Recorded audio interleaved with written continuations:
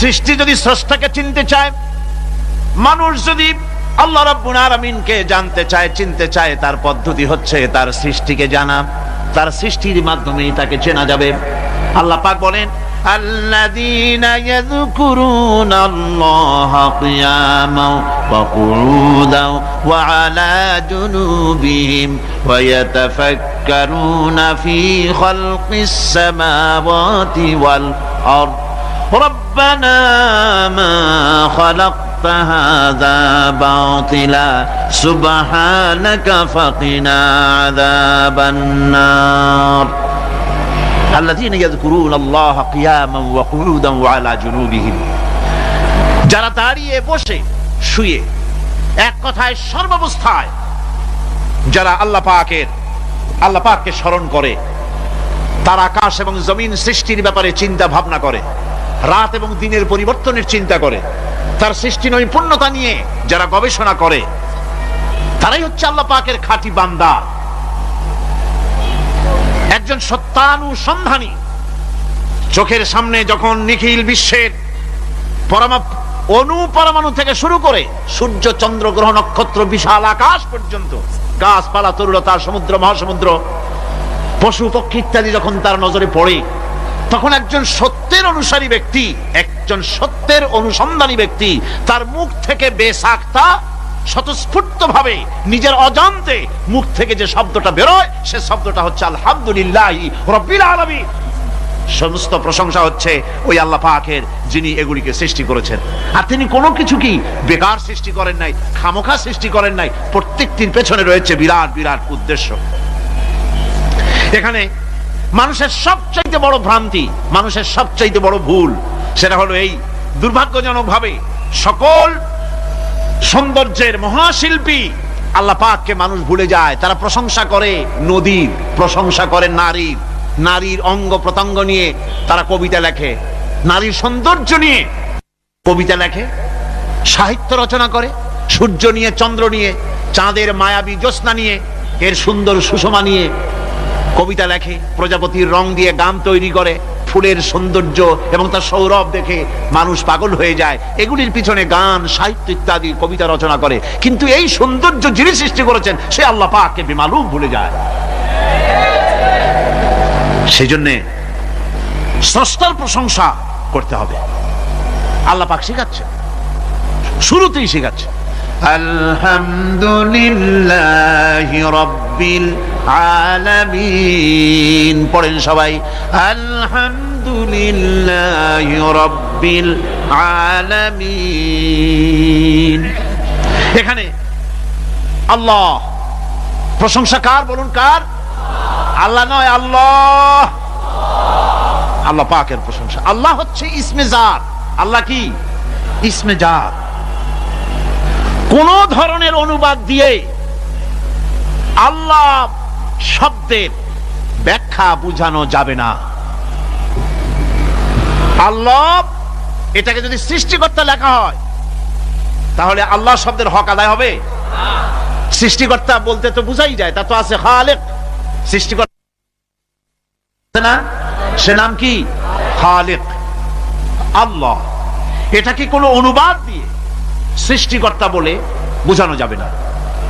আল্লাহ হচ্ছেন এমন, পৃথিবীতে যত ধর্মের লোকেরা তাদের স্রষ্টাকে ডাকে, কেউ বলে ভগবান, কেউ বলে ঈশ্বর, কেউ বলে পরমেশ্বর, কেউ বলে বিধাতা, কেউ বলে গড, কেউ বলে জিহোবা। বলেন এরকম? কথা না বললে বুঝি কি বলে? এর প্রত্যেকটি শব্দের প্রতিশব্দে স্ত্রীলিঙ্গে অন্য শব্দ আসবে। ভগবান বললে কি হবে? ভগবতী। ঈশ্বর বললে ঈশ্বরী। পরমেশ্বর বললে পরমেশ্বরী। বিধাতা বললে বিধাত্রী। গড বললে গডেস আসবে। এখন গড আরো বেকায়দা। গডটারে যদি উল্টায় দেন, এমন সর্বনাশ হবে যা বলার মতো না। আর এই শব্দ দিয়েও বোঝার উপায় নাই যে তারা কি বলতে চায়। শব্দকে খণ্ডিত যদি করা হয় তাও বোঝা যাবে না যে কি বলতে চায়। অথচ আল্লাহ পাক হচ্ছেন, আল্লাহ পাকের নাম হচ্ছে এমন একটি নাম, আমাকে যদি কেউ বলে যে অন্য কোনো ব্যাখ্যা চাই না, আল্লাহ দিয়ে আল্লাহরে বুঝায় দেন, তো আল্লাহ দিয়ে আল্লাহরে বুঝানো যাবে এরকম কোরআনে কারিমের মধ্যে আল্লাহ আয়াতে কারিমা সেট করে রেখেছেন। সুবহানাল্লাহ। যদি আপনারা বলেন আমাকে যে আল্লাহ দিয়ে আল্লাহর পরিচয় করায় দেন, তো আমি বলবো আল্লাহ রাব্বুল আলামিন কোরআনে কারিমের মধ্যে বলেছেন আল্লাহু লা ইলাহা ইল্লা হুয়াল হাইয়ুল কাইয়্যুম। কোন সূরায় আছে, কোন আয়াতে? আয়াতুল কুরসি। পড়তে ইচ্ছা করে না? পড়েন আমার সাথে, আল্লাহু লা ইলাহা ইল্লা হুয়াল হাইয়ুল কাইয়্যুম। আল্লাহ হচ্ছেন তিনি যিনি ছাড়া কোনো উপাস্য নাই, কোনো ইলাহ নাই, কোনো মাবুদ নাই যিনি ছাড়া, আর কোনো ইবাদতের মালিক নাই, আর যিনি হচ্ছেন সদা জাগ্রত চিরঞ্জীব, সার্বভৌমত্বের একচ্ছত্র মালিক, যিনি সদা জাগ্রত চিরঞ্জীব, তিনি হচ্ছেন আল্লাহ। এখন কেউ যদি বলেন আল্লাহ অক্ষর কি, এক একটা অক্ষর বাদ দিয়া আল্লাহরে চিনায় দেন, তাও চিনানো যাবে। আল্লাহর প্রথম অক্ষর যদি বাদ দেন কি থাকবে? কোরআনে কারীম বলছে তা দিয়েও বোঝা যাবে লিল্লাহি মা ফিস সামাওয়াতি ওয়া মা ফিল আরদ। আল্লাহ হচ্ছেন তিনি যার জন্য আকাশ আর জমিন, আকাশ এবং জমিনের একচ্ছত্র মালিক, এর মাঝখানে যা কিছু আছে সব কিছুর মালিকানা যার হাতের মুঠায়, তিনি আমার আল্লাহ। তিনি কে? আল্লাহ। এরপরে যদি বলেন আরেকটা নাম ছেড়ে দেন, আলিফ সাল্লাম একটা নাম ছেড়ে দিলাম, তাহলে কি থাকলো? লাহ থাকলো, দুইটা অক্ষর থাকলো লাহু। এই লাহু দিয়েও আল্লাহ রাব্বুল আলামিনের সিফাতকে, তার গুণকে বোঝা যাবে। লাহু মাকালিদুস সামাওয়াতি ওয়াল আরদ।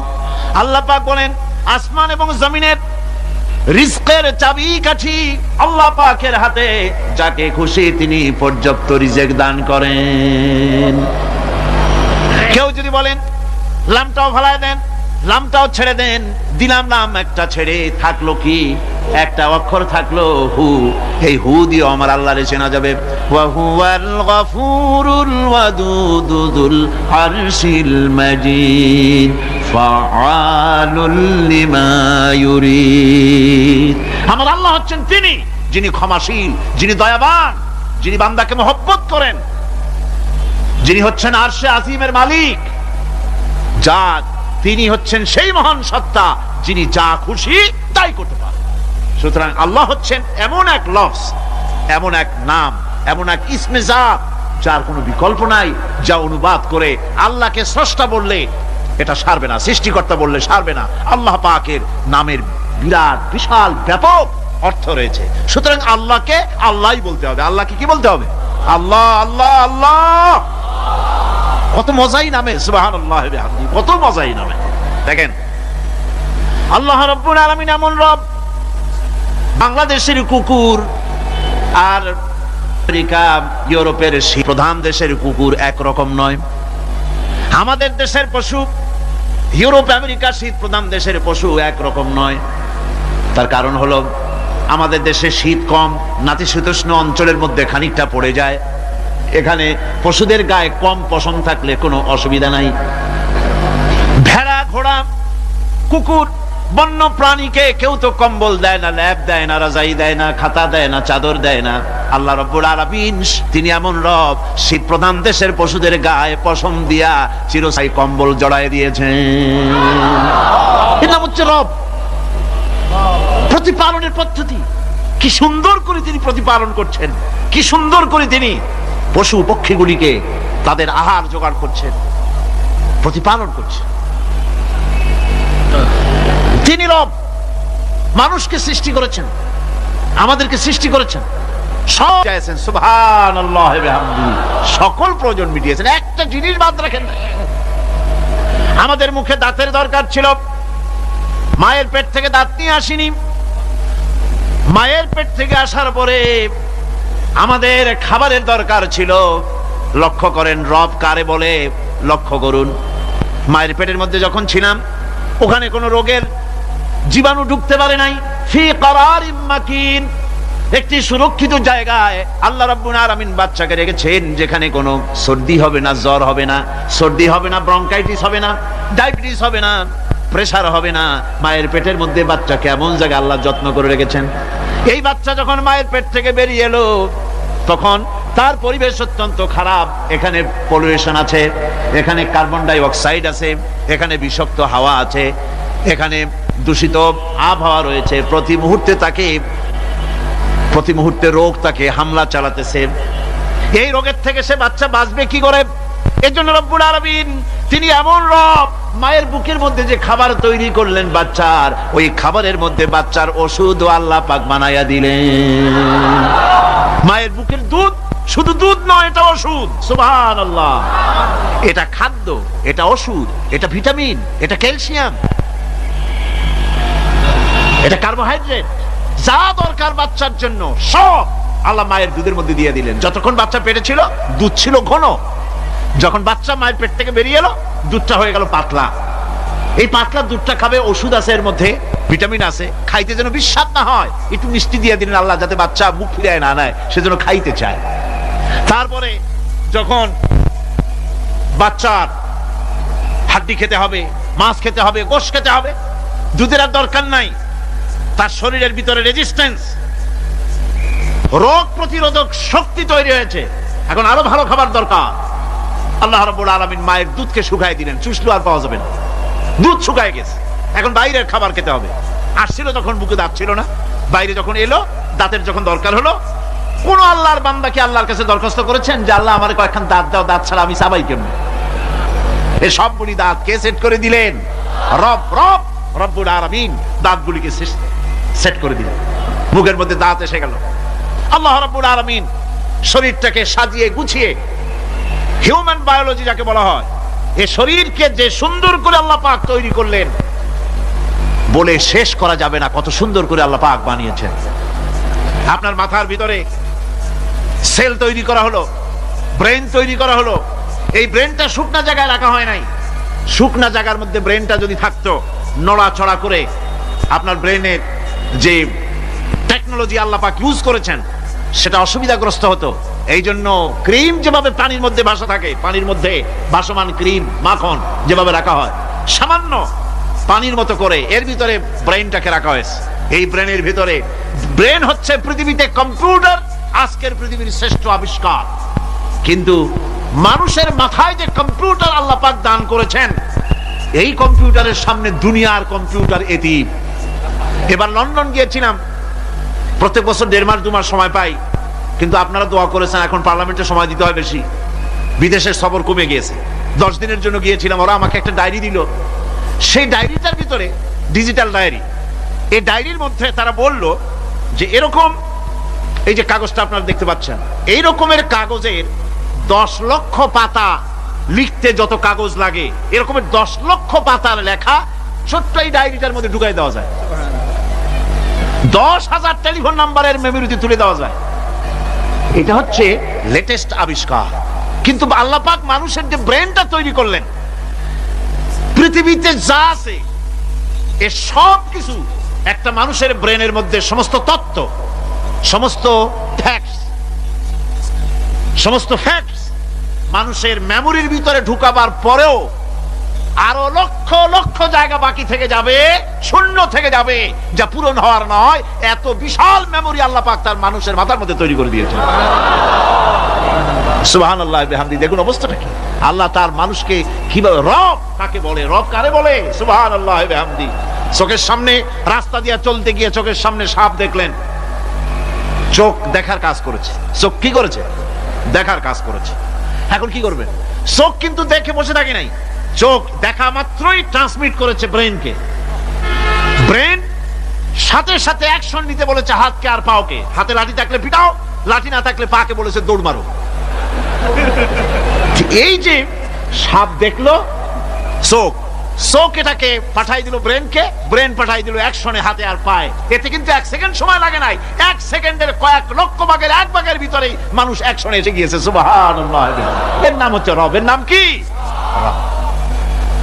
তার অফুরন্ত সৃষ্টি। মানুষের হার্ট তৈরি করেছেন, চোখ তৈরি করেছেন। চোখে কিন্তু আমরা নেগেটিভ দেখি, চোখে আমরা কি দেখি? নেগেটিভ দেখি। এই নেগেটিভটা চোখ ক্যাচ করে ব্রেনের ভিতর থেকে পজিটিভ হয়ে কে বের করে দেয়? সুবহানাল্লাহ বিহামদি। কানে অসংখ্য শব্দ শুনি, কিন্তু কোন শব্দ তো জড়ায় যায় না। অসংখ্য শব্দ আমরা শুনি, যেমন রেডিও ঘুরাচ্ছেন, 9 ব্যান্ড রেডিও অথবা এর থেকেও বেশি ব্যান্ডওয়ালা রেডিও। আপনি যখন ঘুরাচ্ছেন কোন সেন্টার ধরার জন্য, অনেক সময় 4-5টা সেন্টার জড়ায় যায় না, জড়ায় কিনা? 4-5টা সেন্টার জড়ায় যায়, সর্বনাশ হয়ে যায়, কোনটা থেকে কোনটা শুনবে। তো এইরকম করে আপনার কানের ভিতরে শব্দগুলি সব জড়াইয়া পাকাইয়া আপনার কানের মধ্যে একটা বিশ্রী আওয়াজ সৃষ্টি করে দিতে পারতো। কে স্তরে স্তরে শব্দগুলিকে শোনার ব্যবস্থা করেছে? আপনার জিহ্বার ভিতরে হাজারো রকমের স্বাদ গ্রহণ করার জন্য একটা জিহ্বায় এতগুলি টেস্ট নেওয়ার ক্ষমতা কে তৈরি করে দিলেন? আল্লাহ রাব্বুল আলামিন সুবহানাল্লাহি বিহামদি। তিনি হচ্ছেন রব, যিনি মানুষের প্রতিপালন সৃষ্টি করেন এবং প্রতিপালন করেন, এমনি এমনি ছেড়ে দেন। এরপরে মানুষের সব প্রয়োজন তিনি মিটিয়েছেন। মানুষের জীবন ধারণের জন্য সব থেকে বড় প্রয়োজন পানি। সবচেয়ে বড় প্রয়োজন কি? পানি। জোরে কোন কি? পানি। জীবনের জন্য পানি এবং আর্দ্রতা, এই দুটি জিনিস অপরিহার্য, এছাড়া জীবন বাঁচবে না। আমরা দেখতে পাই সমুদ্র ভরা পানি মজুদ আছে, লক্ষ্য করে, সমুদ্র ভরা পানি মজুদ আছে, নদী খাল বিল ভরা পানি মজুদ আছে, কিন্তু এটাই তো যথেষ্ট নয়। রব হচ্ছেন তিনি যিনি এই বিশাল বিশাল পানির মজুদ থেকে বাতাসকে যিনি বলেন, যিনি প্রতিনিয়ত বাষ্পীয় আকারে পানিগুলিকে সমুদ্র থেকে উত্থিত করেন, পানিগুলিকে উত্থিত করেন মহাকাশে। আল্লাহ পাক বলেন, আল্লাহুল্লাযী আরসালার রিয়াহা ফাতুসিরু সাহাবা। বাষ্প হয়ে পানিগুলি আকাশে উত্থিত হয় এবং মহাকাশে যাওয়ার পর এই পানিগুলি, লবণাক্ত পানিগুলি আল্লাহর মেশিনে সেগুলি মিষ্টি হয়ে যায়। জোরে কোন সুবহানাল্লাহ। পানিগুলি মিষ্টি হয়ে গেল, ওই মিষ্টি পানি আল্লাহ রাব্বুল আলামিন নাজিল করে দিলেন। এবার বৃষ্টি কণা কণা হয়ে পড়লো, ফোঁটা ফোঁটা বৃষ্টি। আল্লাহ খুঁজে দেখলেন বৃষ্টির ফোঁটাগুলি পৃথিবীর প্রতিটি কণা তালাশ করে তৃষ্ণার্ত কণাগুলিকে আল্লাহ পাক ভিজায় দিলেন। সেই জন্য তার নাম হলো রব। তিনি হচ্ছেন রব, প্রয়োজন মিটান। পানি সবচেয়ে প্রয়োজন বেশি, সেই পানি আল্লাহ পাক এভাবে সরবরাহ করলেন। জমিনের চারিদিকে নদী নালা রেখেছেন, জমিনকে আর্দ্র করেছেন, জমিনের ভিতরের পানি মিষ্টি করেছেন। টিউবওয়েল মারলে পরে, পাম্প করলে পরে ভিতর থেকে মিঠা পানি আল্লাহ পাক বের করে দেন। সুবহানাল্লাহ। এই মিষ্টি পানির ব্যবস্থা করেছেন। এরপরে তিনি ওই আল্লাহ পাক মিষ্টি পানির ব্যবস্থা করে বৃষ্টির মাধ্যমে পৃথিবীতে ফসল উৎপাদনের ব্যবস্থা করে দিলেন। সেজন্য আল্লাহ পাক কোরআনে কারীমের মধ্যে বলেছেন, ওয়াজআলনা মিনাল মাই কুল্লা শাইইন হায়্য। পানি দ্বারাই আমি সব বস্তুকে সজীব রাখি। বৈশিষ্ট্যের দিক থেকে পানির রয়েছে অনেক গুণ, আশ্চর্য গুণ। পৃথিবীর 75% হচ্ছে পানি। আকাশ থেকে অর্থাৎ চাঁদ থেকে যখন চাঁদে ভ্রমণকারীরা যখন ছবি তুলেছে, তো সেই ছবিতে ব্লু রং এসেছে বেশি, সবুজ এসেছে কম। সবুজ হলো গাছপালা, আর ব্লু হচ্ছে পানি। সমুদ্রের পানির রং হচ্ছে নীল। মানুষের শরীরের ভিতরে 60% পানি, গাছের মধ্যে রয়েছে পানি। পানি ছাড়া পৃথিবীর বাঁচার কোনো পথ নাই। আবার দেখেন, প্রচন্ড শীতের কারণে, ঠান্ডার কারণে যে সব এলাকায় তাপমাত্রা হিমাঙ্কের নিচে এসে যায়, সেই সব দেশে সমুদ্রের পানি আর দরিয়ার পানিগুলি বরফ হয়ে যায়। এই বরফ যখন হতে থাকে, তখন পানি তার নিজের তাপকে নিচের দিকে ছুটতে থাকে। উপরের তাপ বরফ হয়ে যায় ঠান্ডা, আর নিচে তাপ বিচ্ছুরিত করে দিয়ে পানির ভিতরে যত জলজ প্রাণী আছে আর উদ্ভিদ আছে, সবগুলিকে বাঁচায় রাখার ব্যবস্থা আল্লাহ রাব্বুল আলামিন এভাবে করে থাকে। এবার আল্লাহ রাব্বুল আলামিন বলছেন, এই পানি ছাড়া মানুষ বাঁচে না, প্রাণী বাঁচে না। পানি এমন এক জিনিস, এমন এক নিয়ামত আমি দান করলাম। আল্লাহ পাক বলেন, কুল আরাআইতুম ইন আসবাহা মাউকুম গাওরান ফামান ইয়াতিকুম বিমাইন মাইন। বলো দেখি, সবে শুকাইয়া যদি যায় এই জমিনের পানি, তাহলে হেথায় তটনির ধারা কে দিবে সবারে আনি। এই পৃথিবীর নদী নালা খালবিল জমিনের আভ্যন্তরীণ দিকে পানিগুলি যদি আমি আল্লাহ রাব্বুল আলামিন শুকায় দেই, তাহলে আমি আল্লাহ ছাড়া এমন কে আছে যে নতুন করে আবার পানির আমদানি করে দিতে পারে? আছে কেউ? আজ পানির শূন্যতা আমাদের দেশে দেখা যাচ্ছে। পানি আস্তে আস্তে কমে যাচ্ছে, আস্তে আস্তে পানি শেষ হয়ে যাচ্ছে। কি কারণে শেষ হচ্ছে এবং কি হলে পানি পাওয়া যাবে পরে বলা যাবে ইনশাআল্লাহ। তো জীবন ধারণের জন্য যেমন পানির প্রয়োজন, জীবন ধারণের জন্য তেমন বাতাসেরও প্রয়োজন। পানি ছাড়া তো কিছু সময় চলতে পারে, পানি এবং খাদ্য ছাড়া কিছু সময় চলতে পারে, কিন্তু বাতাস ছাড়া তো এক মুহূর্ত চলে না, ঠিক কিনা? বুঝেন কিনা কথা? বাতাস ছাড়া এক মুহূর্ত চলতে পারে না। অথচ আল্লাহ রাব্বুল আলামিন এই বাতাস দিয়ে গোটা আকাশকে, শূন্য জায়গাগুলি বাতাস দিয়ে ভরে রেখেছেন, যাতে করে কারো বাতাসের কোনো অসুবিধা না হয়, শ্বাস করতে কোনো কষ্ট না হয়।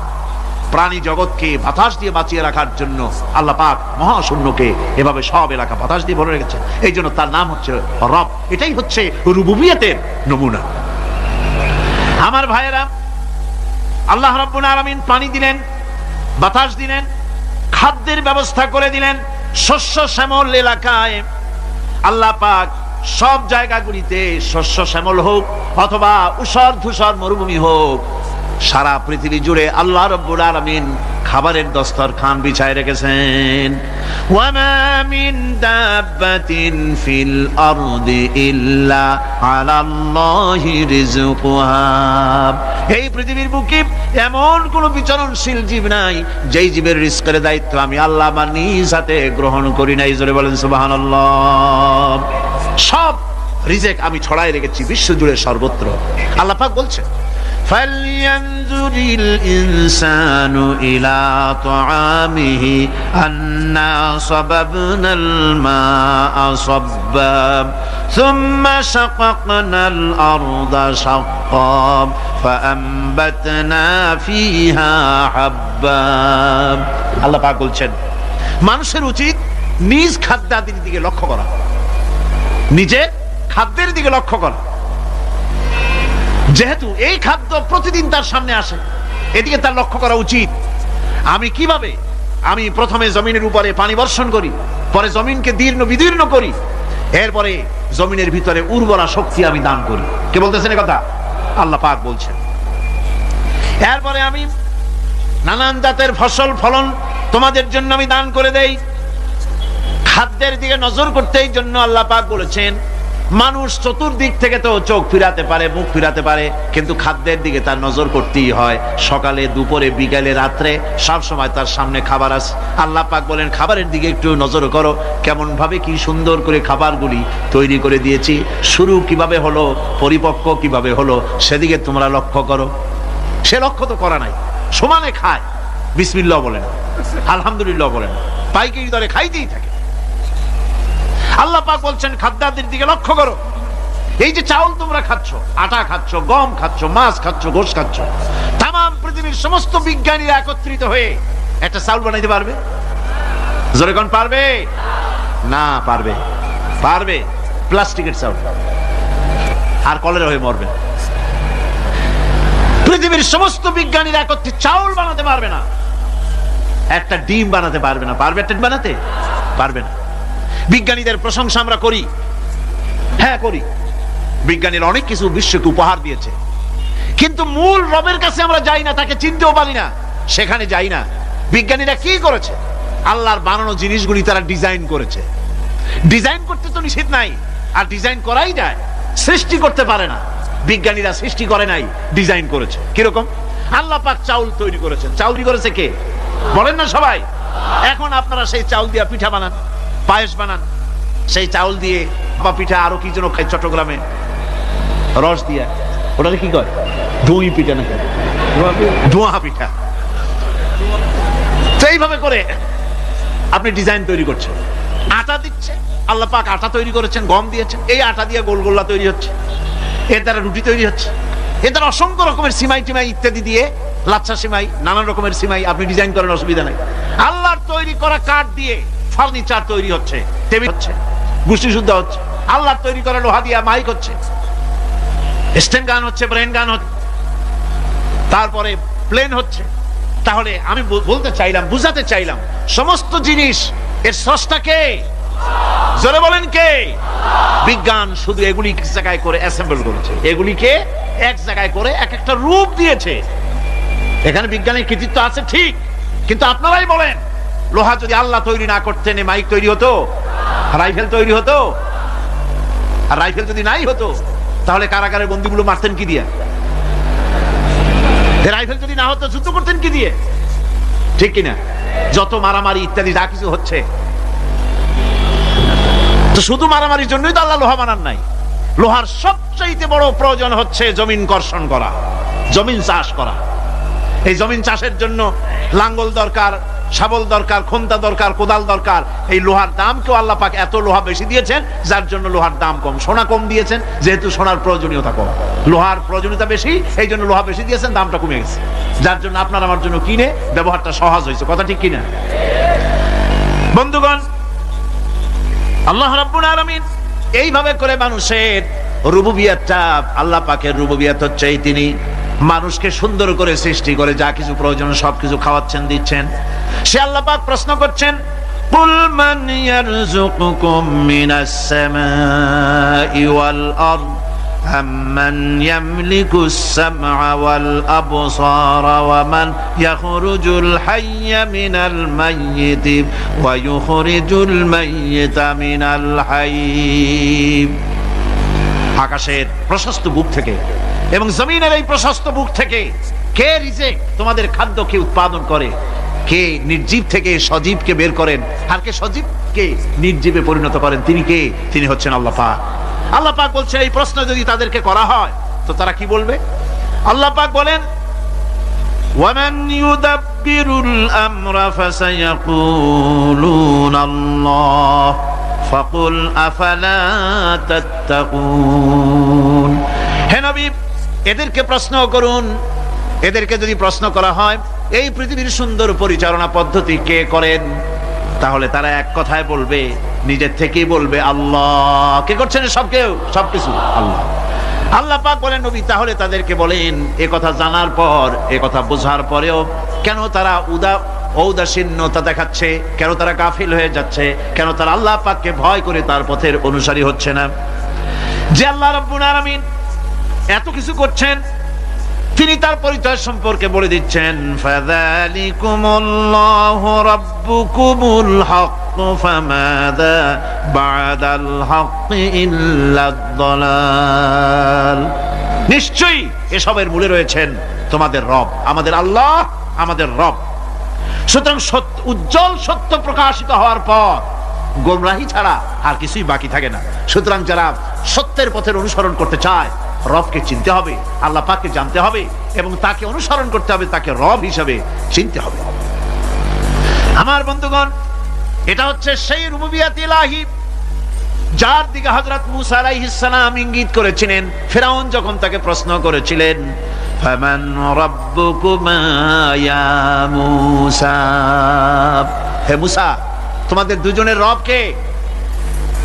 তোমাদের রব, তোমাদের প্রভু কে? তিনি জবাব দিলেন, রব্বুনাল্লাযী আ'তা কুল্লা শাইইন খালকাহু সুম্মা হাদা। রব হচ্ছেন আমাদের তিনি, যিনি নাকি আমাদের প্রতিপালক, আমাদেরকে সৃষ্টি করেছেন এবং আমাদেরকে হেদায়েত দিয়েছেন, সঠিক পথের দিশা দিয়েছেন।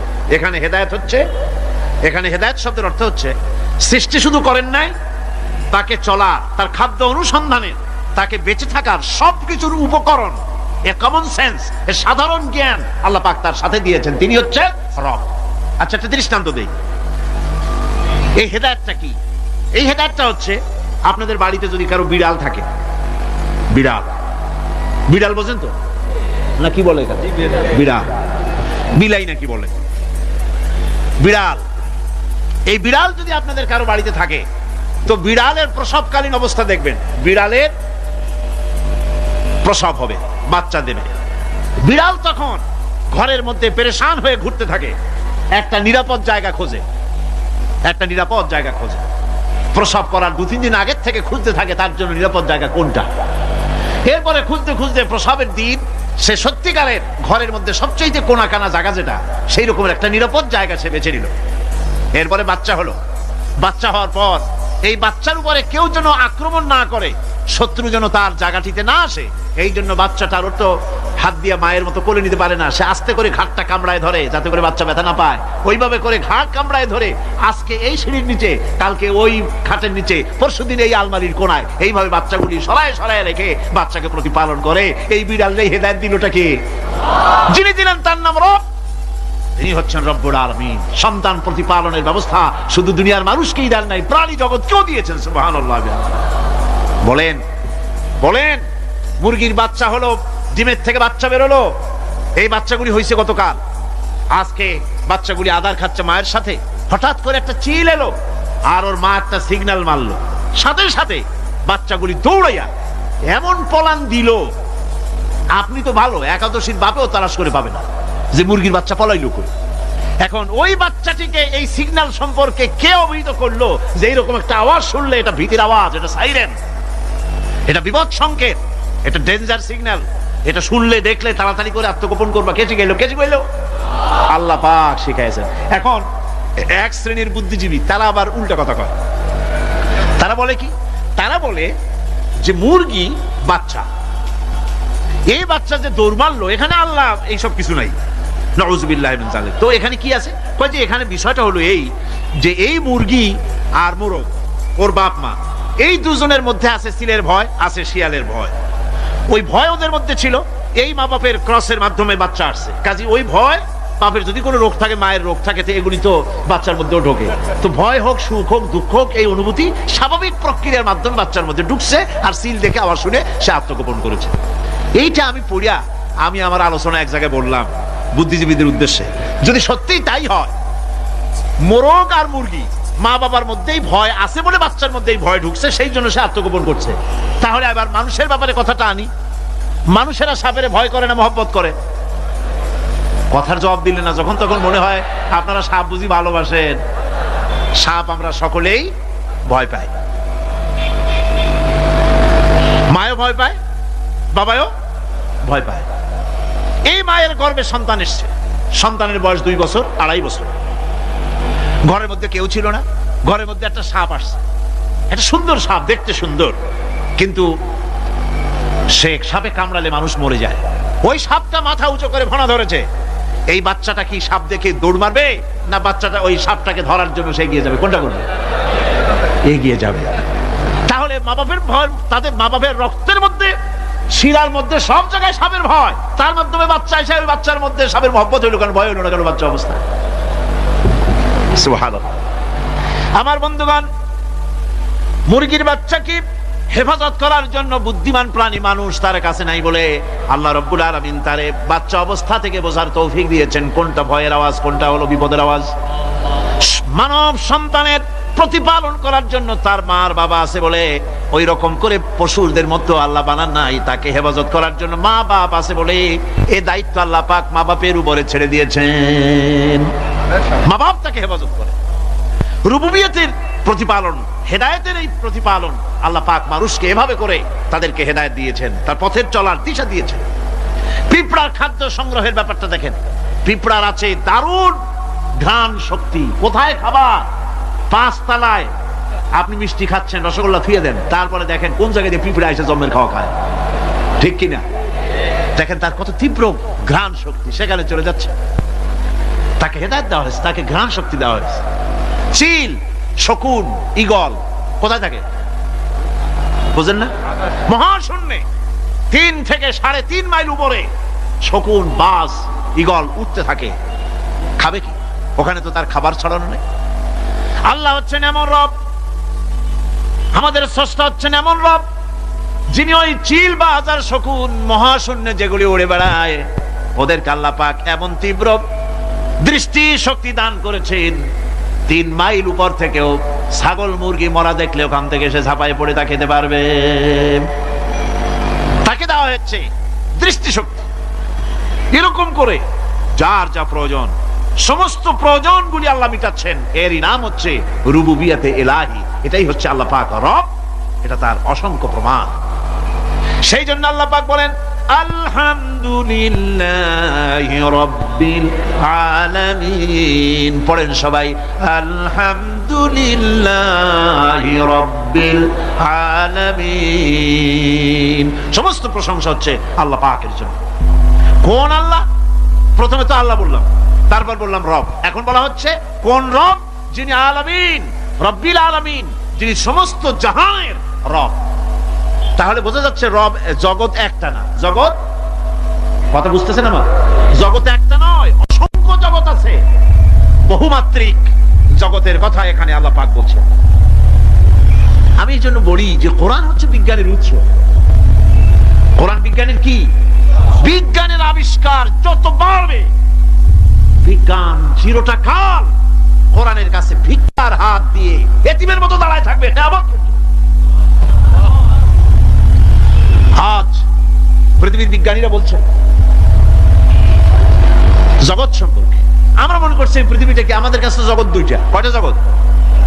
একটা জগৎ হলো এইটা, ইহজগৎ আর পরজগৎ, এছাড়া আর কিছু জানি না। এই দুইটাই জগৎ আমাদের কাছে। এখন দেখেন বিজ্ঞানীরা কি বলছে। বিজ্ঞানীরা বলছেন সৌরজগতে শুধু আমাদের সৌরজগৎটাই শেষ না, অসংখ্য সৌরজগৎ আছে মহাশূন্যে, অসংখ্য সৌরজগৎ। পৃথিবীর প্রতি 4 বিলিয়ন মানুষ যদি এক একটা সৌরজগৎ দখল করে, তাতেও সৌরজগৎ শেষ হবে না। আরো সহস্র সহস্র বিলিয়ন বিলিয়ন সৌরজগৎ আরো ফাঁকা পড়ে থাকবে। এত সৌরজগৎ আল্লাহ সৃষ্টি করেছে। এই মহাশূন্যে বহুমাত্রিক জগতের কথা আল্লাহ পাক এখানে বলেছেন। এই পৃথিবী একটা জগৎ, এই মাটির তলে আছে আর এক জগৎ, সমুদ্রের ভিতরে আছে পানির তলার আর এক জগৎ। আর মহাশূন্য যে কি তা আপনার মাথায় শূন্য হয়ে যাবে চিন্তা করতে করতে। এই জন্য বিজ্ঞানীরা, বড় বড় বিজ্ঞানী, এরা কিন্তু নাস্তিক হয় না। বর্তমান বিজ্ঞানীরা চিন্তা করে গবেষণা করে খেয়ে হারিয়ে ফেলছে মহাশূন্যকে দেখে। যেখানে আছে গ্যালাক্সি, যেখানে আছে মিল্কি ওয়ে, যেখানে রয়েছে অসংখ্য তারকা, এই পৃথিবীটা মহাশূন্য আল্লাহ যেভাবে তৈরি করেছেন, সেই তুলনায় এই পৃথিবী একটা মার্বেলের চাইতে খুব বেশি একটা বড় কিছু হয় বলে মনে হয় না। পৃথিবী যদি হয় একটা মার্বেলের মতো, তাহলে আমরা যে মানুষ, আমাদের অস্তিত্ব কোথায়? চিন্তা করেন। এবার মহাশূন্যে চলেন। মহাশূন্য সে কি বিশাল মহাশূন্য! একটা তারকা থেকে আর একটা তারকায় যদি যেতে হয়, তাহলে সহস্র সহস্র বিলিয়ন বছরের দরকার হবে। কি বছর? এ দুনিয়ার বছর না, আলোকবর্ষ, লাইট ইয়ার। আলো চলে প্রতি সেকেন্ডে কত? 1,86,000 মাইল। এই 1,86,000 মাইলের সেকেন্ড, এর মিনিট, এর ঘন্টা, এর দিন, এর মাস, এর বছর, এই আলোকবর্ষ। সহস্র সহস্র আলোকবর্ষ পার হয়ে যাবে এক তারকা থেকে আর এক তারকায় পৌঁছানো সুকঠিন। এ ধরনের অসংখ্য তারকা আল্লাহ পাক তৈরি করে রেখেছেন। সূর্য হচ্ছে পৃথিবীর চাইতে 13 লক্ষ গুণ বড়। এরকম সূর্য বিজ্ঞানীরা এখন বলছে, আগে বলতো 1 কোটি সূর্যের চাইতে বড় তারকা, এখন বলতেছে এই রকমের পৃথিবীর চাইতে 13 লক্ষ গুণ বড় সূর্য, এরকম 3 কোটি সূর্য খাইয়া ফেলাইতে পারে। এরকম সহস্র সহস্র তারকা এক একটা গ্যালাক্সির ভিতরে আল্লাহ পাক তৈরি করে রেখেছেন। এখন মনে হচ্ছে যে এই তারকাগুলি বড় না, এই তারকাগুলি চাইতে আবার বড় জিনিস আছে। সেগুলি কি? সেটাকে বলা হয় ব্ল্যাক হোল। সেটাকে বলা হয় ব্ল্যাক হোল, অন্ধকার কূপ। ব্ল্যাক হোল আবার ম্যান হোল বুঝবেন না, কিন্তু ম্যান হোলের ঢাকনা চুরি হয় যেমন। তবে একটা দৃষ্টান্ত আপনি বুঝতে পারেন, রাস্তায় রাস্তায় যেমন অসংখ্য ম্যান হোল আছে, ওই রকম করে মহাশূন্য অসংখ্য ব্ল্যাক হোল আছে, এটা দুইটা না, অসংখ্য। এই ব্ল্যাক হোল আবার দেখা যায়, অদৃশ্য ব্ল্যাক হোল। এই ব্ল্যাক হোল গুলো কি? এগুলি কোরআনে কারীমের মধ্যে আল্লাহ পাক বলেছেন, ফালা উকসিমু বিমাওয়াকিন নুজুম, ফালা উকসিমু বিমাওয়াকিন নুজুম, শপথ সেই পতনে যেখানে নক্ষত্র সমূহ ধ্বংস হয়ে যায়, ধ্বংসপ্রাপ্ত হয়, কসম সেই স্থান সমূহের। সুবহানাল্লাহ। এই অন্ধকার কূপের, এই অন্ধকূপের কসম করছেন আল্লাহ পাক। সেই অন্ধকূপটা কি? সেই ব্ল্যাক হোলটা কি? সেই ব্ল্যাক হোল হচ্ছে ওই যে তারকার কথা বললাম, যে সূর্য খাইতে পারে, 3 কোটি সূর্য খাইতে পারে, এই রকমের তারকাগুলি ঘুরতে ঘুরতে কোনো এক কারণে যখন সে ব্ল্যাক হোলের রেঞ্জের মধ্যে এসে যায়, তখন ব্ল্যাক হোল ওকে এমন ভাবে চুষে হজম করে ফেলে, যেমন বাচ্চা চকলেট চুষা খাইয়া ফেলায়, এইরকম ব্ল্যাক হোলগুলি অত বড় তারকাগুলি খাইয়া চুষা শেষ করে ফেলে দেয়। সুবহানাল্লাহি বিহামদিহি। বিজ্ঞানীরা বলেছেন আমাদের এই পৃথিবীটা, আল্লাহ না করুন কখনো, আমাদের এই পৃথিবীটা যদি কোনো ব্ল্যাক হোলের আওতায় পড়ে, ওর রেঞ্জে আসে, তাহলে মাত্র 2 সেন্টিমিটারের মধ্যে পৃথিবীটা তার ঘনত্ব লাভ করে এর মধ্যে অদৃশ্য হয়ে যাবে, হারায় যাবে, অস্তিত্ব থাকবে না। আল্লাহ পাক আসলে আগে আমার বিজ্ঞানের বইপত্র যখন পড়ি আমার কাছে আশ্চর্য লাগে, 1400 বছর আগে নবী কোন বিজ্ঞানাগারে পড়াশোনা করেন নাই, কোন সায়েন্স নিয়ে রিসার্চ করেন নাই, সেই নবীর মুখ থেকে এমন বিজ্ঞানময় কোরআন আল্লাহ বের করালেন যা আজকের পৃথিবীর মডার্ন যুগের বিজ্ঞানীরা কোরআনের কাছে এতিম হয়ে দাঁড়ায় আছে।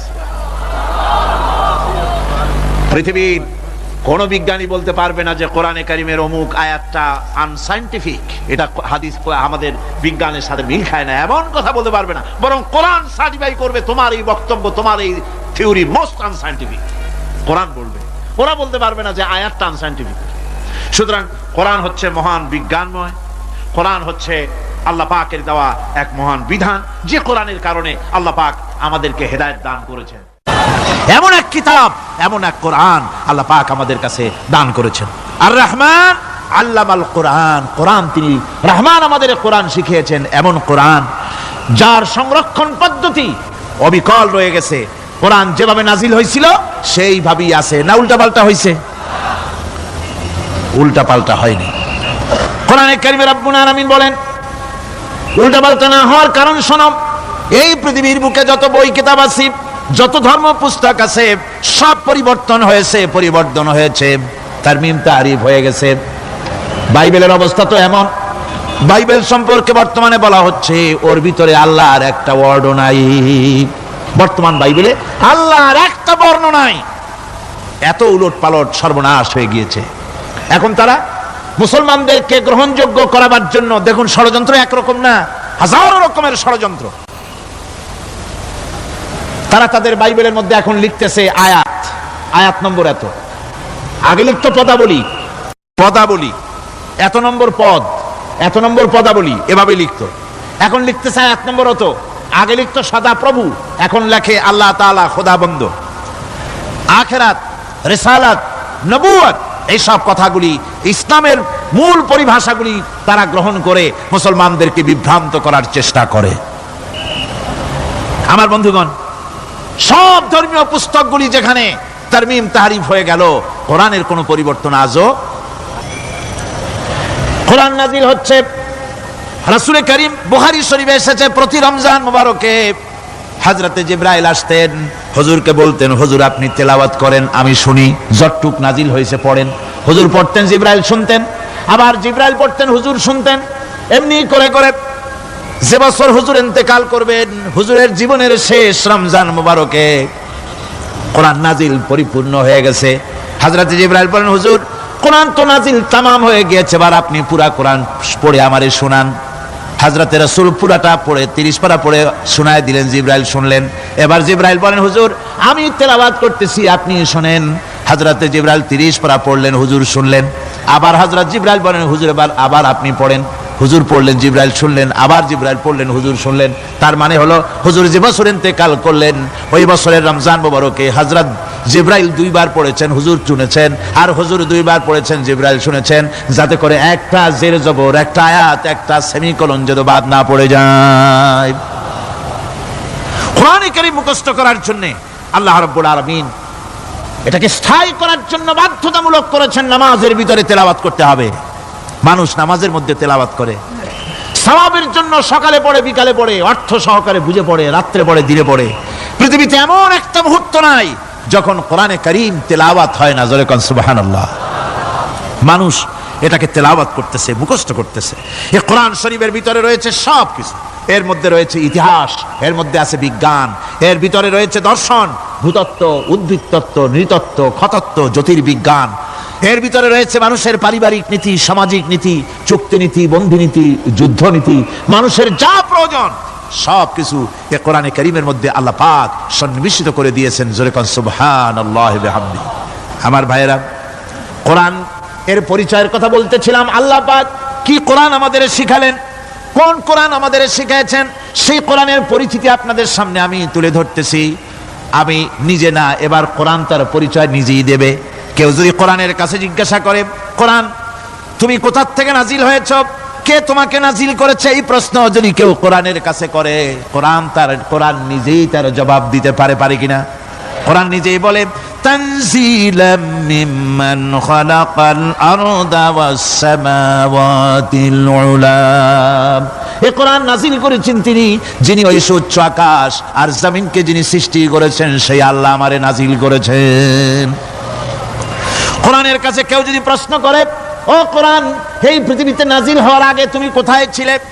কেউ যদি প্রশ্ন করে, কোরআনে কারীম নিজের পরিচয় শোনায়, আমি কোথায় ছিলাম শোনো। বাল হুয়া কুরআনুম মাজিদুন ফি লাউহিম মাহফুজ।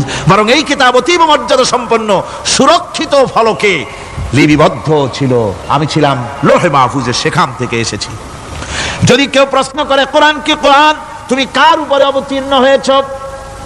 জবাব কোরআন নিজেই দেয়, ওয়া আমিনু বিমা নুজিলা আলা মুহাম্মাদ ওয়া হুয়াল হাক্কু মির রাব্বিহিম।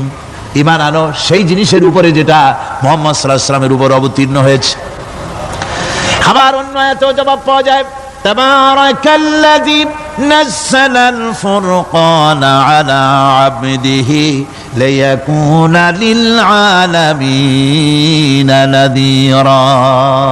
অতীব বরকতপূর্ণ মহান সত্তা সেই আল্লাহ রাব্বুল আলামিন, যিনি তার বান্দার পরে ফুরকান অবতীর্ণ করেছেন। সুবহানাল্লাহি ওয়া বিহামদিহি। কোরআনের নাম আমি বলেছিলাম শুধু কোরআন নয়, অনেক নাম আছে। কোরআনের আরেক নাম ফুরকান। কোরআনের আরেক নাম কি? আল ফারকু বাইনাল হাক্কি ওয়াল বাতিল।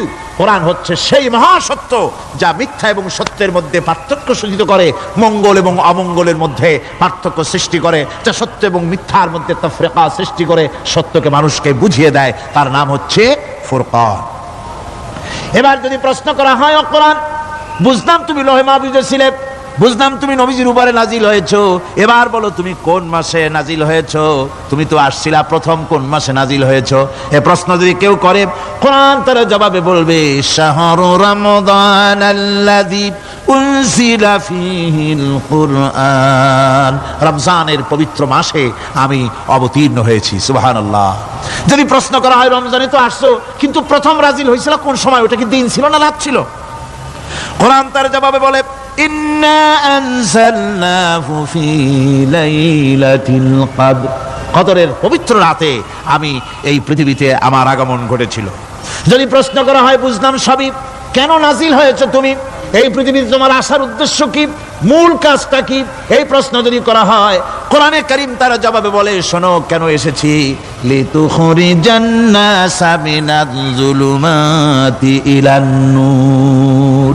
আমার মিশন হচ্ছে গোটা বিশ্ব মানবতাকে পুঞ্জীভূত জমাট বাঁধা অন্ধকারের ভেতর থেকে টেনে বের করে আলোর সন্ধান দিতে, আলোর দিকে আনার জন্য আমি কোরআন নাজিল হয়েছি। গোটা পৃথিবীর মানুষ আছে অন্ধকারের ভিতরে। কিসের মধ্যে? অন্ধকার কি? অন্ধকার হচ্ছে পুঁজিবাদ, অন্ধকার সমাজতন্ত্র, অন্ধকার ধর্ম নিরপেক্ষতাবাদ, অন্ধকার জাতীয়তাবাদ।